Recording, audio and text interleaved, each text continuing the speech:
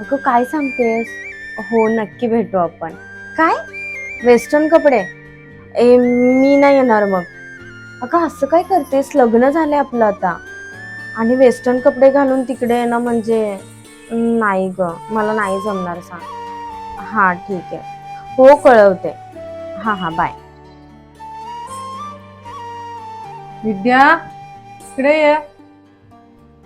काय झालं बोला ना. कुणाचा फोन होता? कुणाबरोबर बोलत होती? अहो मैत्रिणीचा फोन होता. काय नाही असंच बोलत होते. चहा घेणार विद्या? काय म्हणत होती मैत्रीण? कसले कपडे घालून जायचं? ऐकलंय मी मगाशी सगळं फोनवर. मैत्रिणीचाच फोन होता. ती बोलत होती की सगळ्याजणी वेस्टर्न कपडे घालणार आहेत आणि तू पण वेस्टर्न कपडे घालून ये. पण माझं लग्न झालंय, मी कशी जाणार? एवढ्या दिवसानं सगळ्या मैत्रिणी भेटणार आहे.